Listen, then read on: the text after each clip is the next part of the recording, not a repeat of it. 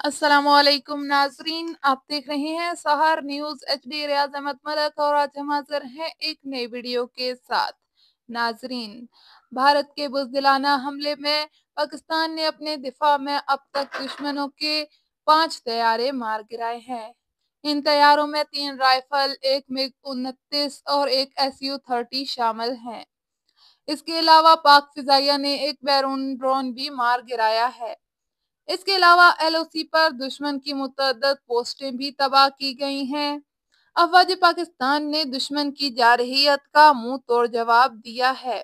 इस हवाले से हम मजीद अपडेट्स शामिल करेंगे, मगर इससे पहले आपसे गुजारिश है कि अगर आप हमारे चैनल पर नए आए हैं या फिर आपने अब तक हमारे चैनल को सब्सक्राइब नहीं किया तो इसे सब्सक्राइब करके साथ लगे बेल आइकन को प्रेस कर दें ताकि हमारे आने वाले हर व्लॉग का नोटिफिकेशन आप तक पहुंच सके। हमारी आज की इस वीडियो को लाइक कर दे और इसे शेयर कर। नाजरीन, शुरू करते हैं आज के व्लॉग की story.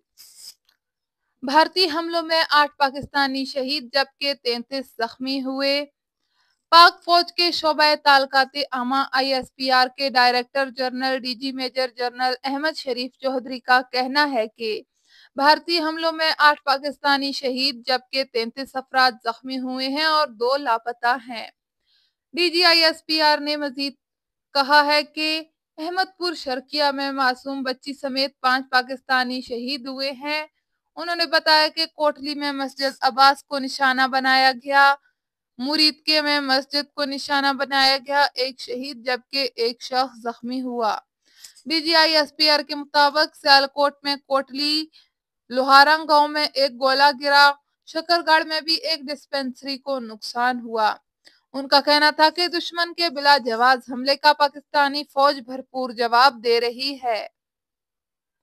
Major general Ahmad Sharif Chaudhary ने कहा कि आज दिन में तमाम मीडिया को उन मकामात पर ले जाया जाएगा ताकि भारत की नंगी जारियत को सारी दुनिया देखे। फिजाइया ने भारतीय फौज का ब्रिगेड हेडक्वार्टर भी तबाह कर दिया, जिसकी वीडियो भी मंजर आम पर आ गई।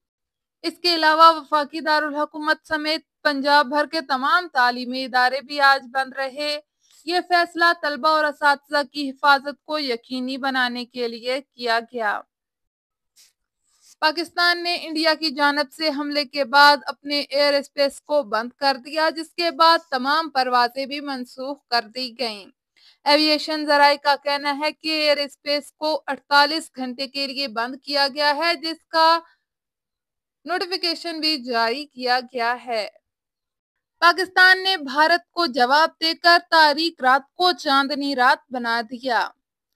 भारत को भरपूर जवाब देने पर 24 करोड़ अवाम को मुबारकबाद और एयर चीफ जहीर बाबर को सलाम पेश करता हूँ। असेंबली में वजीर आजम मियां शहबाज शरीफ ने खिताब करते हुए कहा।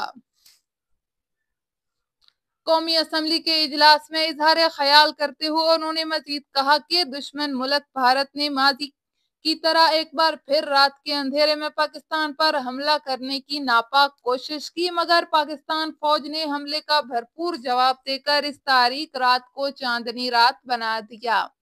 उन्होंने कहा कि भारतीय हमले में हमारी मुतअद्दिद शहरी शहीद हुए, उनमें खवातीन, बच्चे और मर्द शामिल हैं। इस मौका पर भारतीय हमलों में शहीद अफराद के दर्जात की बुलंदी के लिए ऐवान में दुआ की गई।